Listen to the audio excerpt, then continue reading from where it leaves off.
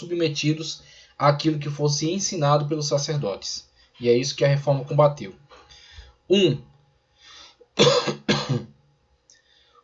Um fator importante a impedir o avanço do protestantismo foi o Oratório do Amor Divino entre 1517 e 1527. Essa organização informal de aproximadamente 60 clérigos e leigos importantes estava interessada no aprofundamento da vida espiritual por meio de exercícios espirituais. Envolveu-se também na realização de obras de caridade e de reforma. Os mais importantes de seus membros foram Giovanni Pietro Carafa, 1476-1559, que se tornou Papa Paulo IV em 1555, e Gaetano d'Etienne, 1480-1547. Uma fonte de inspiração dos papas reformadores. Carafa estava intimamente ligado ao dogma medieval da Igreja Romana. Esse grupo de clérigos espiritualmente preparados apoiava qualquer movimento que contribuísse para o retorno da convicção pessoal em sua amada igreja. Isso veio acontecer novamente em nossa época com o advento dos grandes movimentos de cruzadas evangelísticas do pentecostalismo tradicional e o esvaziamento de muitas igrejas católicas. Você tem na atualidade uma reação, tá certo, a esses movimentos pentecostais através do movimento carismático. E aí você tem até a absurda situação de muitos padres católicos cantarem músicas pertencentes a esse movimento pentecostal em suas missas e darem um formato totalmente diferente às suas missas. Um formato que contrasta com a liturgia clássica, né, da Igreja Católica. Então eles de fato empregaram essa transformação de sua liturgia e até a incorporação de músicas, cânticos, um culto muito mais voltado para uma dinâmica de participação do povo, tá certo? De interação entre o sacerdote, com inclusive a inclusão de a apresentação de uma pregação, né? Uma pregação muito mais impactante, muito mais relacionada, né, aos temas que estão circulando na sociedade. Então esse movimento carismático é uma contra-reforma da atualidade. Tá? Então o movimento carismático de fato é uma resposta ao crescente pentecostalismo. E aí você tem, a gente vai estudar melhor isso, tá certo? Quando a gente vê sobre pentecostalismo. E aqui você tem essa situação, o que o povo estava querendo, exatamente isso. Há muito tempo eles estavam buscando por isso. Há uma espiritualização, há uma atuação mais presente desses clérigos, há uma participação deles na comunidade, né, levarem, né, essa espiritualidade mais próxima ao povo. E aí quando eles viram que estavam perdendo grandes territórios para o luteranismo, calvinismo, né, e até para a igreja anglicana, eles então partiram, né, começaram a dar mais voz a essas lideranças. Essas lideranças sempre existiram, tá? Inclusive Pedro Valdo. Pedro Valdo tentou fazer isso na época dele, né? Lá por volta de 1200 e pouco. Ele tentou fazer isso. Ele não queria no primeiro momento rachar com a Igreja Católica. Ele queria uma moralização e uma espiritualização, uma pregação da palavra, ensino dentro da própria igreja. Só que, tendo sido proibido, ele não via a possibilidade de se submeter aos homens e rejeitar o chamado que ele de fato acreditava ter recebido da parte de Deus. Então ele foi clandestino mesmo, começou a fazer isso, foi perseguido, os valdenses foram terrivelmente perseguidos pela Igreja Católica, tanto no sul da França quanto no norte da Itália, mas eles depois vieram a se juntar aos reformadores, tanto os huguenotes quanto os calvinistas. Então eles foram um grupo que se agregou à reforma, né, devido a essa perseguição da Igreja Católica. Aí depois o que os próprios católicos fazem? Fazem algo semelhante. É o que Francisco de Assis fez também. Né? Então, por meio desses movimentos aqui, eles começam um processo de maior participação na vida das pessoas, espiritualização, tá certo? Levar esse trabalho mais pastoral, né, para perto da comunidade. Então, para tentar reconquistá-los. O segundo ponto aqui que ele coloca. Os mais capazes desses homens sinceros foram feitos cardeais pelo Papa. O Papa Paulo III tratou de fazer com que essa galera estivesse em torno dele, né? Esse pessoal reformista, com esse viés mais evangelístico, né? Esse viés mais espiritual. Então ele tratou de se cercar dessa galera. O que antes os cardeais, né, o cardinalício da época, eram representatividade de famílias poderosas da Itália, da Espanha, tá certo? Da França. Então os caras pegavam seus parentes e colocavam como cardeais e tentavam influenciar a eleição do próximo papa, ou tentavam influenciar o próprio papa que estava no trono. Então era um joguete político. E agora, com esses papas reformadores, eles começam a trazer pessoas engajadas, né? Pessoas engajadas aí nessa reforma. Ele escolheu homens como Carafa, Gasparo Contarini, 1483 a 1542, simpatizantes das doutrinas protestantes de justificação pela fé. Então, é exatamente o que eles fizeram com os padres carismáticos, né? Aqueles que começaram a se identificar com essa nova forma de culto, né? Mais dinâmica, mais participativa, mais interativa. E aí, com relação a essa época, eles fizeram isso com aqueles que já estavam lidando com essa questão da justificação pela fé e desses questionamentos, né, da reforma protestante. Então eles pegaram esses católicos que já estavam lidando com isso, que tinham boa formação e que tinham uma atuação, né, muito boa, né, junto à comunidade. Então o Papa se cercou desses caras para de fato empreender esse movimento reformista. Vamos lá. Justificação pela fé, Polo e outros para integrar uma comissão encarregada de elaborar um plano de reforma religiosa.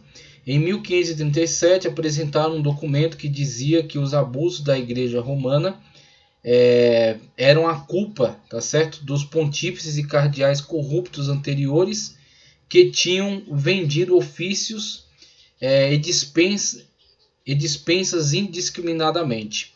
Eles reivindicaram a reforma da igreja. Então eles acusaram abertamente, disseram a culpa dessa situação que estamos passando com a reforma protestante foi desses papas e desses cardeais que se corromperam, tá certo? E que de fato vendiam indulgências, vendiam cargos, colocavam pessoas que não tinham nenhum comprometimento com o cristianismo nesses cargos, né? Vendiam esses cargos para essas pessoas para que elas obtivessem lucro, para que elas obtivessem vantagem.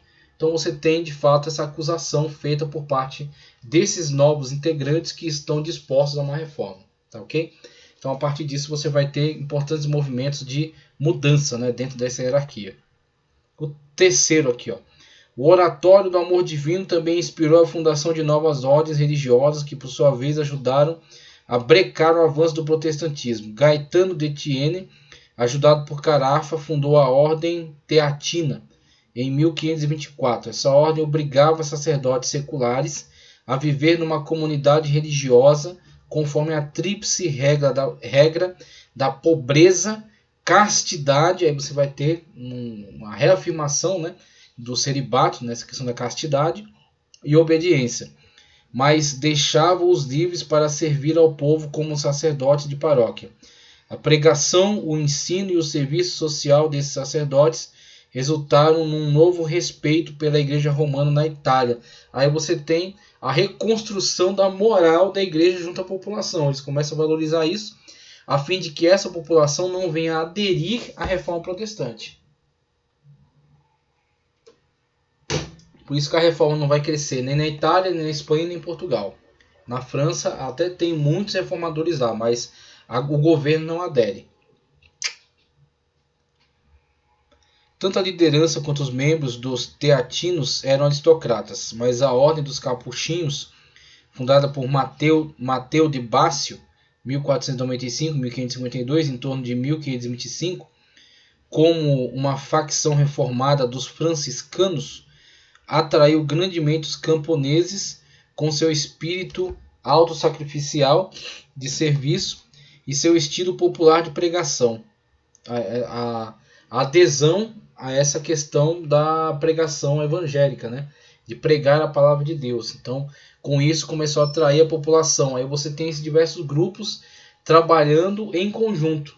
Você tem grupos ligados à aristocracia, você tem grupos dentro da teologia, você tem grupos atuando junto à população, mais simples, você tem diversos grupos com viés um tanto diferenciados. Você tem, por exemplo, jesuítas que ficaram a cargo das importantes instituições de ensino, e você tem os capuchinhos que vão direto, né, em contato com o povão mesmo, levando ali a palavra. Então, com a atuação desses diferentes grupos, sendo autorizado por esses papas reformadores, você tem diversos braços agora da igreja que estão atuando em várias frentes, trazendo, né, esta transformação, essa renovação, né, da imagem da igreja junto à população. A ordem era facilmente reconhecida por causa do capelo pontudo e dos pés descalços dos monges, semelhante ao que o Wycliffe fez na Inglaterra, né, com os Lollardos.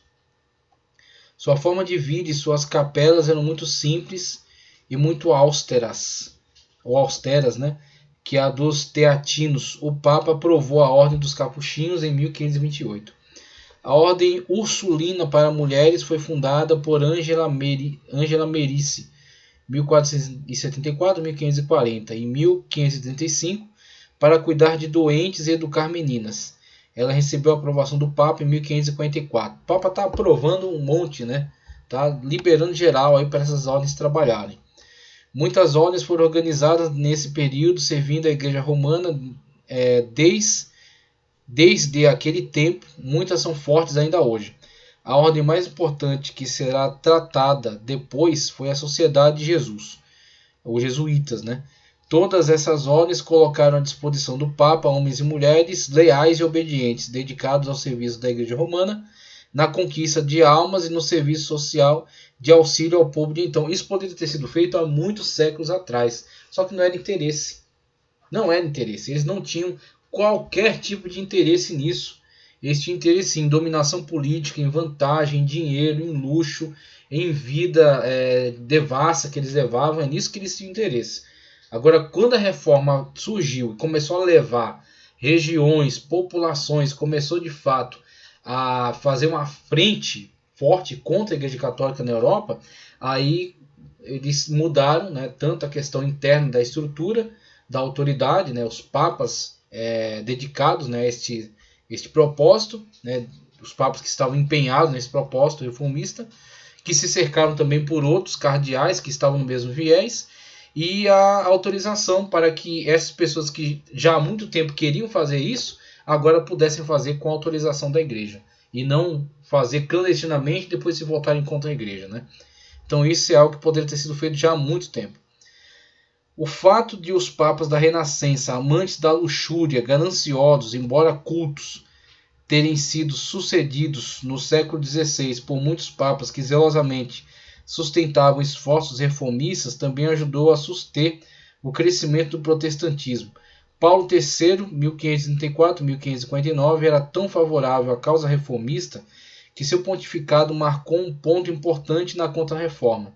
Durante seu papado foi formada uma ordem jesuíta, foi criada a Inquisição, foi publicado o Índex de Livros, que arrolava as obras que os católicos não podiam ler, e foi instalado o Concílio de Trento em 1545. Ele também indicou uma comissão de 9 pessoas para elaborar o famoso documento de 1537 sobre os abusos da Igreja Romana. Olha só, partiu de dentro, né, da própria Cúria Romana. O cardeal Carafa tornou-se o Papa Paulo IV e apoiou a Contra-Reforma. Como cardeal, ele encorajou Paulo III a criar a Inquisição Romana e a publicar um índex para proteger a Igreja da heresia. Como Papa, fortaleceu os instrumentos, não conseguiu, porém, libertar o papado do controle político da Espanha, além de ter também praticado o nepotismo. Aí você tem alguns problemas, né, que persistiam, que continuaram. E a questão de que toda essa reforma era, na verdade, um eco da reforma que já estava presente na Espanha e só foi exercida ali na Itália, né, em Roma, porque a Espanha, porque eles eram como que um satélite da própria reforma que já estava na Espanha. Então a Espanha que estava patrocinando isso, né? Era com apoio da mentalidade da coroa espanhola, tá? Coroa espanhola que estava patrocinando isso. Pio IV, sucessor de Paulo IV, conseguiu eliminar o nepotismo e regulamentar os poderes do Colégio dos Cardeais. Sisto V realizou uma reforma financeira com um zelo espiritual renovado, e com essas reformas práticas a Igreja de Roma, a partir de seu chefe, conseguiu levar a reforma a seus membros da Europa, trazer muitos protestantes de volta ao aprisco romano. Em 1590 o papado tinha conseguido consideráveis vitórias devido a essas reformas. A expansão religiosa, né, ponto quinto aqui, ó. A expansão religiosa esteve aproximadamente associada à expansão imperial realizada pelos católicos romanos de Portugal, Espanha, França, na América Latina. Quebec, Ásia e África. Pelos protestantes britânicos nas 13 colônias e na Índia, e pelos holandeses na Indonésia. O Papa Alexandre VI dividiu a América do Sul entre Portugal e Espanha, na época de Alexandre VI, foi feita a divisão entre Portugal e Espanha pelo Tratado de Tordesilhas em 1494, designando o Brasil para os portugueses. Os governantes católicos romanos mantiveram o controle sobre seu império por meio de companhias associadas à coroa, mas os estados protestantes deixaram a exploração das regiões além-mar para companhias privadas designadas para isso. As colônias protestantes atraíam colonizadores para desenvolver as colônias, mas os governantes católicos romanos queriam explorar as riquezas das colônias. Então, enquanto lá foi feito uma colonização de fato, né, com o estabelecimento de administração nessas colônias, né, fortalecimento da própria colônia, na questão aqui dos imperadores católicos romanos, esses reinos de Portugal e de Espanha tinham um interesse mais extrativista, né? Eles tinham mais interesse em extrair as riquezas desses territórios. Queriam explorar as riquezas das colônias para a coroa. As missões católico-romana eram dominadas pela igreja e seus regentes, mas os protestantes fizeram uso de sociedades missionárias voluntárias. O patrocínio nacional das missões por governantes católicos romanos deu lugar em 1662 à Sagrada Congregação para a Propagação da Fé, que foi criada pelo Papa Gregório XV. Os líderes católicos romanos da exploração nas Américas, Ásia e África eram principalmente da Península Ibérica. Ingleses e holandeses protestantes do noroeste da Europa apareceram em cena mais tarde. Se, como Latouret sugeriu, no século XIX foi o grande século das missões protestantes, pode ser dito que graças aos exploradores portugueses e espanhóis e aos jesuítas dominicanos e franciscanos, o século XVI foi o grande século das missões católicas. Século XVI foi o grande século das missões católicas. Essa foi um dos grandes pontos importantes da Contra-Reforma Católica. Os caras sofreram uma grande perda, né, no território europeu, principalmente do norte da Europa, mas se expandiram extraordinariamente através dos movimentos imperialistas de Portugal e Espanha, tá certo? França também. Então eles se expandiram para essas regiões onde essas coroas estavam estabelecendo suas colônias de extração, e eles iam lá para estabelecer seu poder, seu domínio nessas regiões e fazer um trabalho de evangelismo junto aos povos indígenas, tá certo? Ou os povos estrangeiros, né, de outras regiões. Vamos lá. Século XVI, grande século das missões protestantes. No século XIX, né, foi das missões protestantes. E o XVI foi o grande século das missões católicas. Jesuítas, espanhóis, portugueses e mais tarde franceses levaram sua fé à América Latina, Quebec e ao sudeste da Ásia, como também para Angola, Moçambique, na África. A Igreja Ortodoxa Russa também enviou missionários para toda a Sibéria e o Alasca até 1800. A exploração e colonização dessas áreas pelas nações acima tornou possível essa expansão religiosa. Ela foi fortemente aprovada pelo Papa. As ordens dominicana e franciscana também participaram desse trabalho, e alguns dos seus monges foram martirizados.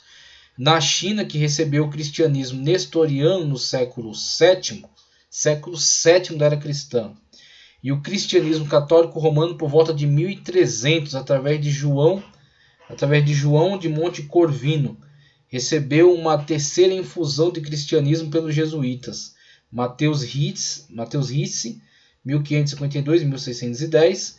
Seu conhecimento de matemática e astronomia, seus presentes de relógios ao imperador e a sua disposição para adaptar-se à cultura chinesa com roupas e costumes quando chegou a Pequim em 1601, logo tinha cerca de 6.000 seguidores. Por volta de 1700, os jesuítas alegavam ter mais de 200.000 seguidores na China. No início do século XVIII, os monges foram expulsos quando o imperador se voltou contra eles. Francisco Xavier, 1506-1552, que pregou em muitas partes do Extremo Oriente, chegou a Kagoshima, no Japão, em 1549. Por volta de 1614, os monges alegavam ter ganhado 300.000 japoneses. Uma perseguição horrível com guerra e martírio destruiu rapidamente esses esforços no século XVI, quando os governantes Hideyoshi e Ieyasu voltaram-se contra os monges que eles julgavam ser agentes do imperialismo europeu. Roberto de Niboli, 1577-1656, que se vestia como membro da casta mais baixa da Índia e estudava sua cultura, foi um instrumento usado na implantação da Igreja Católica na Índia.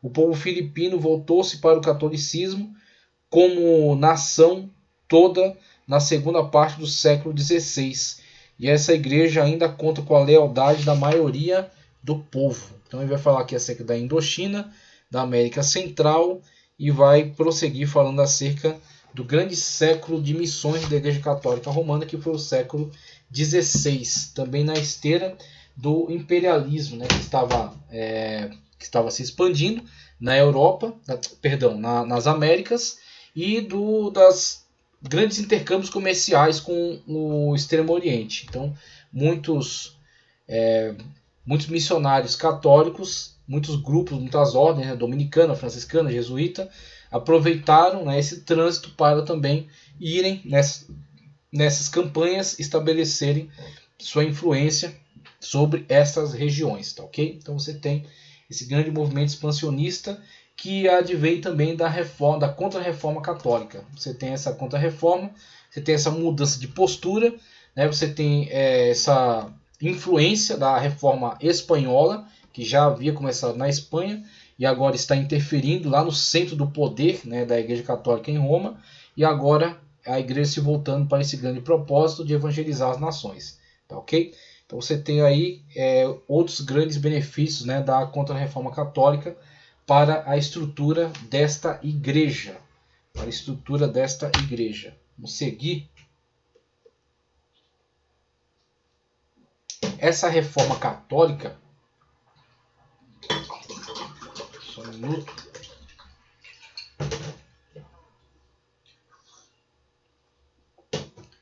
Essa reforma católica, como resposta à reforma protestante, veio a se unificar com os esforços reformistas que já estavam sendo empregados pela monarquia espanhola, que trabalhava pela reestruturação e fortalecimento do catolicismo em suas terras, e pôde ainda contribuir por meio de intensa colaboração de líderes como foi Inácio de Loyola, por exemplo, criador dos jesuítas, e que vieram a se constituir, Inácio de Loyola, que era espanhol, vieram a se constituir em uma verdadeira milícia cristã, tá certo, de combate aos reformadores e hereges em geral. E você tem o ressurgimento, né, com força da Inquisição, e você tem a criação dos jesuítas. Então a colaboração entre esses grupos, você terá então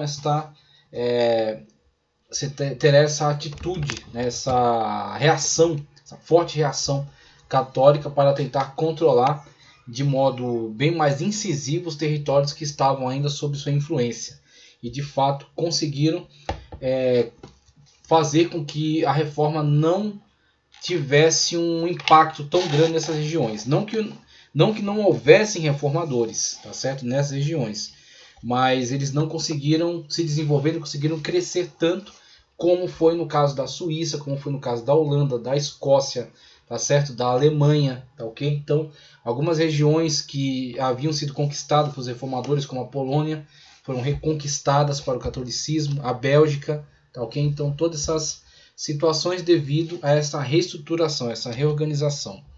Eu quero trazer outra contribuição para falarmos aqui acerca da Contra-Reforma, né, da Reforma Católica, que está aqui no livro Enciclopédia do Protestantismo. Então eu quero trazer dois pontos de vista. Eu quero trazer a Enciclopédia do Protestantismo, o que ele vai nos falar, tá certo? Acerca da Contra-Reforma Católica, né? Da Reforma Católica. E eu quero trazer aqui História dos Concílios Ecumênicos, tá certo? De Giuseppe Alberigo, da editora Paulus. E aí você vai ter uma visão protestante, da Enciclopédia Protestante, uma visão católica da editora Paulus, falando acerca do evento, tá certo? Falando acerca da Contra-Reforma Católica. Primeiro, o que a enciclopédia tem a nos dizer? Veja, a reforma, né? Contra-Reforma. O termo Contra-Reforma foi forjado no século XVIII e geralmente indica o período histórico em que a Igreja de Roma reagiu contra as heresias, entre aspas, né? Luterana, zwingliana, calvinista e demais. Em geral, de 1550 a 1650.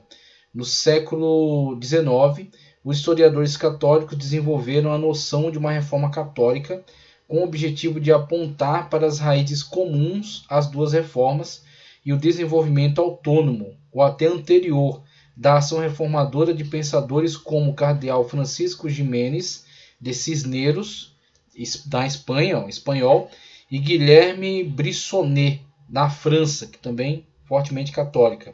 Jean Mathieu Gibert, Itália, também outro país fortemente católico. Além das ordens que surgiram depois de 1520, capuchinhos, teatinos, barnabitas, para citar apenas exemplos dentre os mais ilustres. O que eles estão fazendo aqui? Né? Você pegou a ideia, né? Eles estão tentando fazer com que se compreenda, né, se acredite que, na verdade, a própria Igreja Católica já estava no movimento reformista, antes da reforma protestante de Martinho Lutero, que, na verdade, já estava acontecendo, já estava ganhando terreno, começou na Espanha, tinha defensores em outras regiões, até que, com a reforma de Lutero, isso foi apressado, mas que, na verdade, já existia e que era até anterior. Então eles estão querendo roubar, né, o grande mérito da reforma para si, dizendo, na verdade, nós é que somos, já éramos mesmo reformadores, né? Já estávamos mesmo nesse viés de reforma. Mas o que a história, né, o que os dados históricos que se avolumam, né, que se multiplicam, eles apontam é que a grande reação da Cúria Romana, né, do Papa, dos cardeais, da estrutura hierárquica em Roma, ela só teve aquela grande reação de contra-reforma devido a grandes perdas ocasionadas pelas reformas. A reforma luterana, calvinista, zwingliana e até a reforma, tá certo, anglicana com Henrique VIII. Então, devido a essas situações, houve a grande resposta. A resposta tão forte, né, tão enérgica como aconteceu, com papas envolvidos, né, com esta mentalidade reformada, com cardeais dedicados a isso, com grupos sendo autorizados, multiplicando-se o número de grupos empenhados nessa reforma, nessa nova atitude, com os movimentos missionários do século XVI.